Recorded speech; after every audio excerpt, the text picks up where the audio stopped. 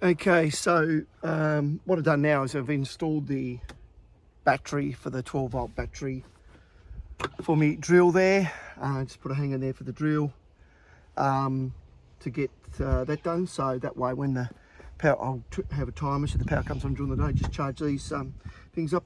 Also stuck a 12-volt cigarette lighter and USB thing in there, so if I need to charge something, so now I've got a couple of chairs in there. I've got me ramps there, and I stuck me fishing rods up here with just a couple of plumbing 90mm hangers to put that there. And obviously in the other side I got me Weber and just a box of crap. So overall I think it's packed in pretty well. Tracy was trying to get some other chairs in there, but yeah, it's just not quite wide enough. Okay, so that's all done now. The other thing I did was I just installed 3 of these little handle things. Just bought the hooks from Bunnings. I run a bit of double-sided tape to fix them first because it's only going into a little bit of fiberglass. You wouldn't be able to put much weight on them, but with the double-sided tape and screws, I think they'll be fine for a couple of kilos, like keys and jackets and stuff. So we're getting close to finishing it all now. So with the keys, you get a hole in the keys, and what I did was I just got the engraver engraved on locks here. On some of them, just the number that was on the key, and on the other ones, I just wrote on the keys, such as the water ones, I just wrote water on the key itself. That way you know what key for what lock. Okay, and this thing here, because when we put that little table down, I've just got a power board in here, ready to put on here, and I just run a bit of Velcro on there to stick it on.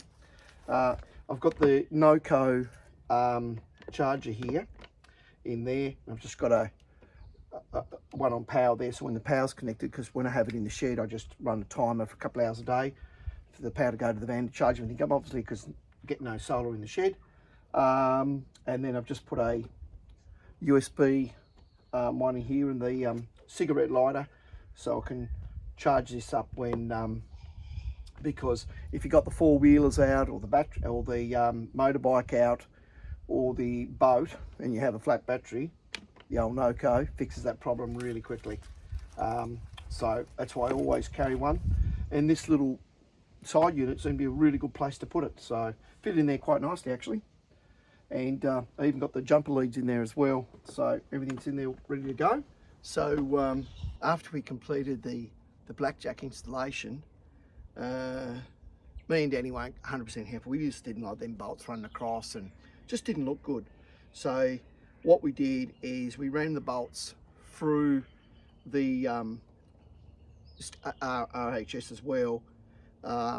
Here we just ran the bolts all the way through, put the plate in, and it just looks way better. It's a way better finish than running the bolts up and underneath. And then the steel isn't bending or anything like that, so it just made a lot better job, looks way more professional. So that's what we did in the end to finish it off.